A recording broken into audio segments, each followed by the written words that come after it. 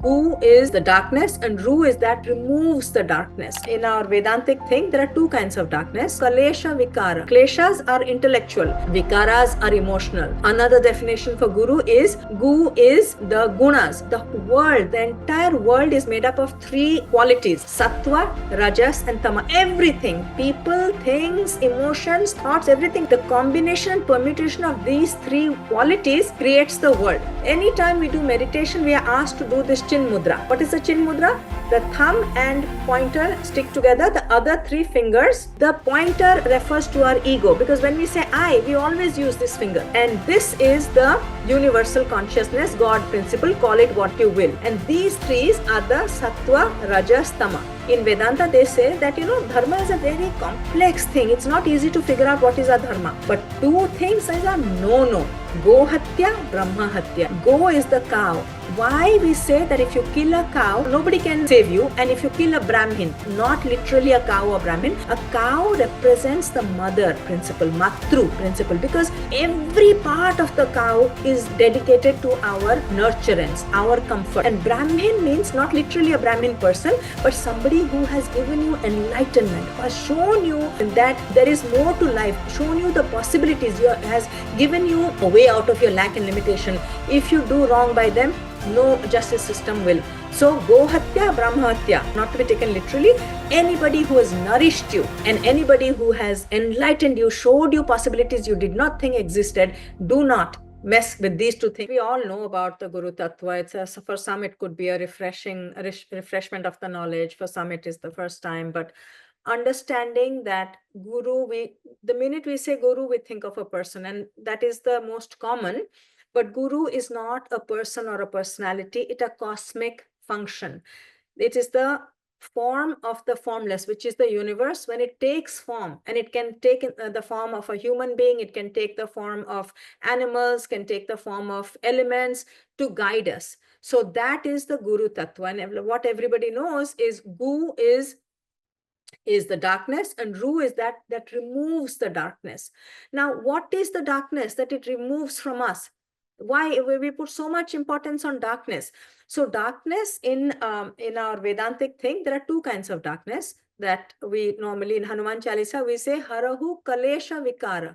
Kleshas. There are 5 Kleshas and 6 Vikaras. These are the ones that cause darkness in us. So the Kleshas are the conditioning. Our pure infinite consciousness gets conditioned and feels limited because of these 5 kleshas, which is avidya, not knowing our true self. We think we are this body and mind. We are not. The body and mind are instruments our consciousness uses to experience life. So avidya is the first klesha. Because of avidya is asmita, ego, that we are different from that consciousness. We are different from everybody else. Because of that ego, asmita, there is raga, dvesha. I like something, I don't like something. This is favorable, this is not favorable. Instead of realizing that we are everything, what is favorable, unfavorable? We can't say I like my left eye, I don't like my right eye. I like my heart, but I don't like my kidneys. Think of that. If that God principle thought that way, how ridiculous it would be. So raga, dvesha, and because of raga, dvesha, I like this, I won't get what I like. I don't like this, I will get what I don't like. Comes abhinivesha, the fear of death. These are the 5 kleshas that create darkness, and 6 vikaras, emotional. The kleshas are intellectual. The vikaras are emotional. So that is kama, krodha. Kama is lust, not just desire. Lust. Krodha is when your desires are not fulfilled, then you have anger. Kama, krodha. Lobha, moha. Lobha is when your desires get fulfilled, you want more. There's no end to it. Lobha, moha. When you have it, you are attached to it. You cannot let go. That is why that dissolution principle is so important. When we realize something is not serving us, to be able to drop it. Kama, krodha, lobha, moha, mada, matsarya. Mada is pride. When we have something, the pride. And matsarya is when we don't have something, we are envious. We want somebody what other people have. So these are the ones that create the darkness. And a guru can come to us in the form of a human being, an animal, an element, to teach us that how to get out of this. Another definition for guru is gu is the gunas. The world, the entire world is made up of 3 qualities: Satva, Rajas, and Tama. Everything, people, things, emotions, thoughts, everything made out of it. Satva is that desire for knowledge and happiness. Rajas is the desire for ambition and doing. I am the doer. I want to do. I want to do. I want to achieve. And Tamas is that victim mentality or that laziness, sloth, that, oh, I have no power. I cannot do anything. I just don't have the energy. The combination and permutation of these three qualities creates the world. So I will also talk about the Chin Mudra, which we will do when we do the Guru Stotram. Anytime we do meditation, we are asked to do this Chin Mudra. What is the Chin Mudra? The thumb and pointer stick together. The other three fingers are left aside. So this is not only it is energetically, it is activating some energy, but there is a symbolic metaphorical meaning also. The pointer refers to our ego, because when we say I, we always use this finger. I. So, and this is the universal consciousness, God principle, call it what you will. And these threes are the Sattva, Rajas, Tama. So when we are consciously, when you meditate next time and you do the Chin Mudra, know that this ego, this is the Jiva, this is the soul, this is the Atma. Atma is God, God principle. The Jiva is the limited, us. And this is the world. So what we are doing is we're consciously choosing to remove this ego, this mind and body from the world and joining it with the universe, universal principle, Guru principle. So this is why it is called Chin Mudra. So the Gu is the Guna, Ru is the Rahita, Guna Rahita, meaning you're beyond Gunas. Beyond Gunas doesn't mean that you will not use gunas, because nobody can exist without gunas. The world cannot exist. Not even a thought can exist without gunas. When you say beyond guna, you mean transcend, meaning you can overcome it when you want to. It doesn't trap you. You use the gunas. The gunas don't trap you. That is the meaning of transcendence. When you say you are beyond something, when we say we are beyond the body, we don't drop the body. But the body doesn't trap us anymore. We use the body. We are beyond the mind. The mind cannot trap us. We use the mind. Similarly, we are beyond the gunas. The Sattva, Rajas, Tama is under our control. We are not under its control. So Guru also means that, Guna Rahita. Now, this Guru principle is necessary for everybody. Even the avatars, Krishna, Rama, they all had gurus.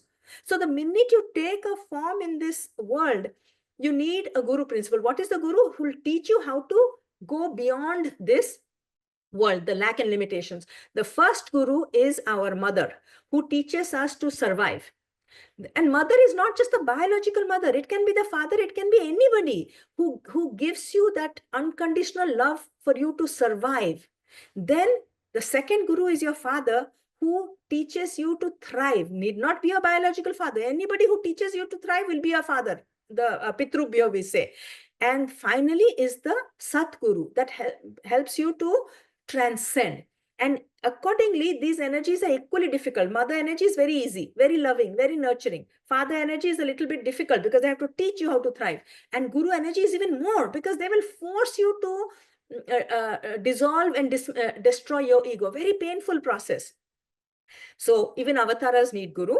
And the function, we just talked about it, the function of the Guru Tattva is to remove Kleshas and Vikaras. Now, understanding one thing, that the Guru principle, at first we find it in our outside world, but ultimately all those gurus, whether they are people or elements or animals or plant kingdom, will slowly bring you towards yourself, because ultimately the Guru is the embodiment of the formless, of the consciousness. So the Guru and the self are the same. And as you grow on the spiritual path, many of you may already have experienced it, the answers come from within. We are not waiting for answers from outside anymore.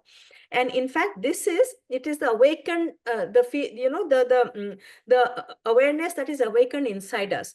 And this is best explained by Hanumanji when Lord Ram asks him, what is our relationship? And Hanumanji is one of the most powerful gurus out there.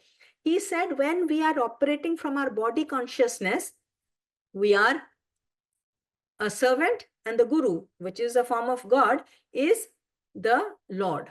When we are operating from our soul consciousness, that we are part of God, then we realize that we are a ray and the Guru is the sun. When we are operating from our Atma consciousness, then I'm making a subtle difference between Atma and soul. Soul is embodied, that in the body and mind. Atma is the free God principle. Then Guru, God, us, we are all same. So the Guru will first teach you that everything outside is, and then slowly bring you inward.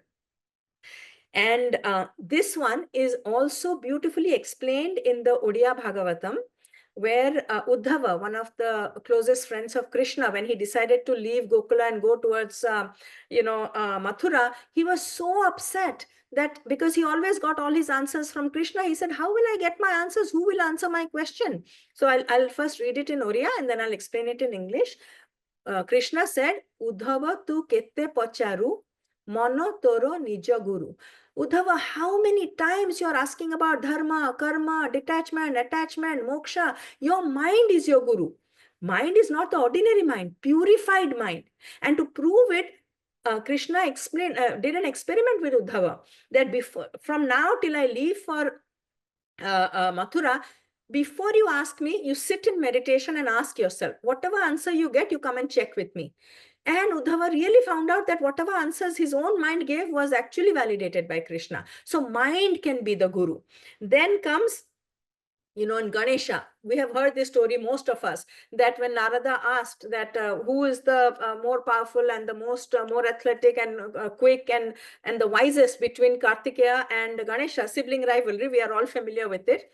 What did Ganesha do? He took 3 rounds around Lord Shiva and Mother Parvati. The whole condition was that who will go fastest around the world. And he established that my parents are my world. So parents are the first gurus. And we have to understand this. Those who are looking for spiritual guru, if we have not repaid we can never repay. First of all, if you have not honored our parents, no spiritual guru will come to you. It will just not happen.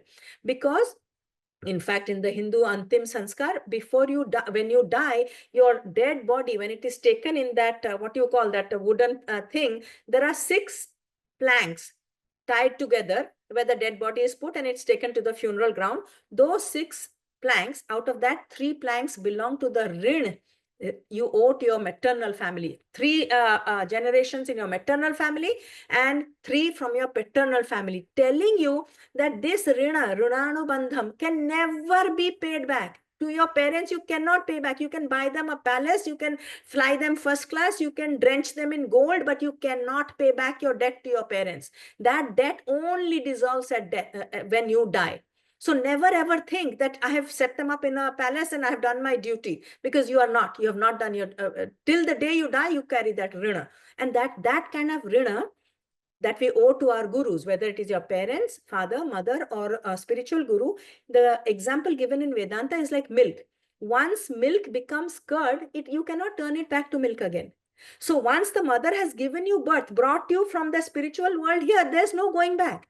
Once the father has given his name and his protection and his knowledge, there's no returning that. And same with the guru. So it's called Rinanubandham. Never ever think you can pay back your debt to your gurus, these 3 gurus at least.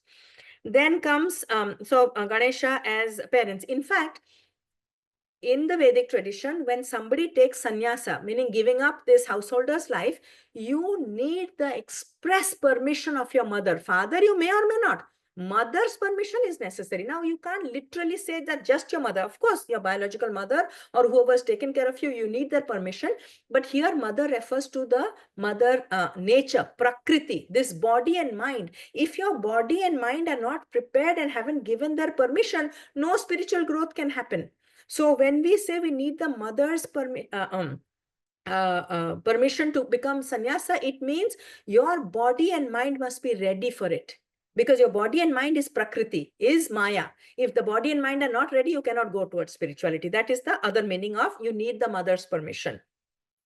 Then Avaduta, Lord Dattatreya, one of the forms of guru, he said that in addition to scriptural knowledge, he got direction and guidance from 24 symbolic things from nature, some of them animals, the elements, earth, water, sky, air, even courtesans and craftsmen, and all kinds of things. So guru, again, can come, that guiding principle can come from anywhere, which is to show, to tell us that the entire universe is a living scripture, not just the Vedas.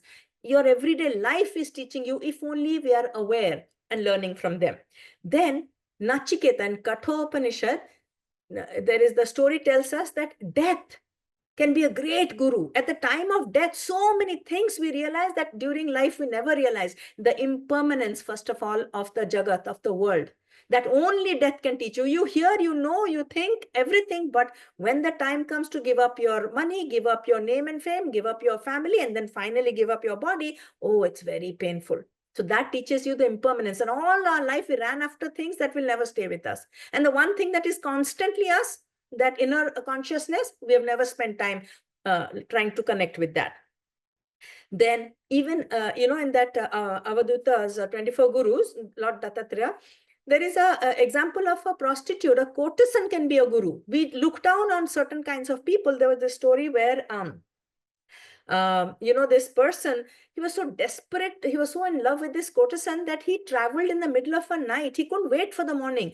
Thinking that it was a log, he actually floated on top of a dead body, then went to the courtesan's house, which was on the second floor, thought there was a rope hanging, it was actually a snake, and went up. And when the courtesan said, what has happened to you? Why are you here like this in this storm? He said, I couldn't stay away from you. And that courtesan said, if you had a fraction of this desperate need to meet the God, you would have got moksha by then. And he became so, enlightened at that moment. That was his awakening. So anybody can be a guru.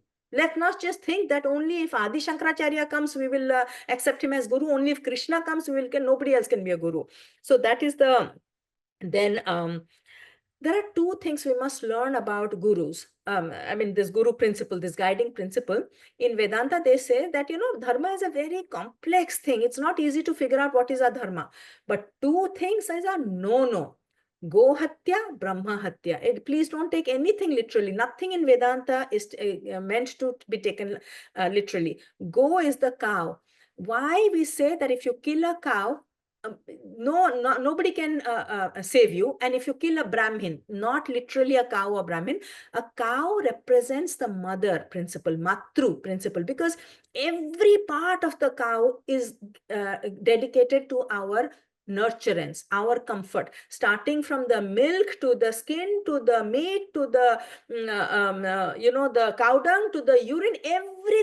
Everything she has goes towards our nurturance. So anybody who has given everything to nurture you, do not ever destroy or make their life difficult, because no God will tolerate that. No justice system will tolerate that. And Brahmin means not literally a Brahmin person, but somebody who has given you enlightenment, who has shown you that there is more to life, shown you the possibilities, has given you a way out of your lack and limitation. If you do wrong by them, no justice system will. So go hatya, Brahma hatya are literally not to be taken literally. Anybody who has nourished you, and anybody who has enlightened you, showed you possibilities you did not think existed, do not mess with these two things, and do not think you can ever repay back that debt. Now, other thing is, okay, we keep talking about, oh, we are so grateful to our gurus. We are salutations to this guru, salutation to mother, father, this, that. What do we mean by grateful? Not just the words that I'm grateful to my mother, I'm grateful to my father, I'm grateful to my gurus. These are just words. Gratitude is the difference between gift and dana, tapasya, sorry, not dana. Because if you think that my father has sent me to college and to America, I'll just give him a good car and a good house and I'm done. No, mother has done this, I will buy her the biggest Kohinoor diamond, I'm done. No. the two things, and I'll give you two examples. We don't have much time for to go deeper than that. One is Adi Shankaracharya. In Vedanta tradition, once you take sannyasa, you forget your name, your lineage, your ancestor, your everything. You have nothing to go back to. You have no home. You have no other identity other than that you are, in search of the Brahman. But when he had asked his mother permission to become a sannyasi, his mother said, I will give you, but I have one condition, that when I die, you will come and cremate me, because I don't have any other relatives. And Adi Shankaracharya had given his word. Now, when you're a sannyasi, this is oxymoron. You cannot be a sannyasa and a son. But he was willing to sacrifice his sannyasa vow to uphold the vow he gave to his mother. That is why he's Adi Shankaracharya. This false notion of, oh, I'm so spiritual, oh, I'm a sannyasi, oh, I'm a priest, oh, I'm this, that doesn't work. Your mother, if she is unhappy, left to die alone, and you are a sannyasa, no God will reveal themselves to you. One example, that you have to break your vow of sannyasa, need be, to take care of your parents. And the other one is Lord Rama. He was supposed to be the crown prince. At the last minute, imagine the change of scene, a fraction of a second. He has to give up everything, not only his claim to the throne, but go to the forest for 14 years and live under very hard circumstances. But there was no dvanda, no conflict in his mind, that to uphold the words of his father, he will sacrifice this. That is called gratitude. That whenever your desire clashes with the request or the benefit of your guru, be that your mother, father, or your spiritual guru, their request will triumph over your needs. If we do that, then that is called gratitude. Otherwise, it is empty words. So the other thing I wanted to talk about is, in Vedanta, there are, yajna. Mahabharata is actually called Jaya. Jaya, if you flip it, many times in Vedanta, the trick comes when you flip the word, becomes yaja. Yaja is another word, short form for yajna. Yajna is what? Yat gyan. Yat is that. Gyan is that which is to be known, will be known when you're willing to do a yajna. Yajna, the main thing in a yajna is sacrifice. It's not charity, sacrifice. It must pinch you. It must burn you. It must be most difficult. Then you have done the yajna. Otherwise, charity is a social activity. It is not a spiritual activity. And in the Vedanta, they say 5 yajnas you must do. But there are thousands of yajnas. Bhagavad Gita, one chapter is dedicated to yajnas. But at least this 5 Pancha Mahayajna. And in this order, not any order you feel like it. First is Rishi Yajna. Whatever you've learned from the rishis, whenever the rishis want something, and by rishis, we don't mean all the rishis that are dead, but teachers who are teaching you the, unity consciousness. When they want something or demand something, it must trump all your needs. Next comes Devata. Devatas is these different forms of the universal energy, whether it is Lakshmi, Vishnu, Saraswati, Lord Shiva, Parvati. They teach us to overcome our lower nature. How, when we do the mantras, how much effort I try to understand what is it that it's the highest you're asking for. But when you ask for the highest, you must be willing to give the highest also. You can't give nothing and want the highest. And that is the story of Kathopanishad, that Uchchashraiva, Nachiketa's father, wanted to do a yajna to go to Swarga, heaven, and he was given old cows, torn clothes. You will not go to heaven based on that. Nachiketa said, what is your best, finest possession? Me? You must sacrifice me. So then comes Devata Yajna. When you're doing a puja, not stale food, not polyester sari, you will give a Kanjivaram or Banarasi to the Devi, no matter, it will be thrown into the Havan. Can we do that? No. We find the cheapest sari to throw into the Havan. Then comes Pitru Yajna, not just your parents, ancestors. And, their needs will triumph over your benefit. Then comes Manushya Yajna, that humanity must not fall below a certain level of existence. We cannot see, if in your presence, any human lives like an animal, no God will reveal themselves to you, or you will get any spiritual benefit. So you must sacrifice your comfort to make sure that people around you don't live like animals. You must preserve the humanity in humans. Then comes Bhuta Yajna. Same thing. Bhuta means nature, whether it is the elements, the water, the air, the jungles, the plants, the animals, animal torture, desecrating nature. Again, no God will reveal itself, or neither will you ever experience the unity consciousness. So these yajnas, these are the gurus. The rishis are the gurus, the devatas are the gurus, the pitras are the gurus, the manushas around you are the gurus, and the bhutas are the gurus. So, like I told you about the Chin Mudra, before we start chanting the Guru Strotam, please do this one, the Chin Mudra, which is, remember that you are choosing to, our ego, this is our mind, which is not purified, is stuck to the world. But we are consciously choosing to unstuck it from the world and bring it towards unity consciousness. And when you chant, when you do meditation, remember this when you're doing Chin Mudra.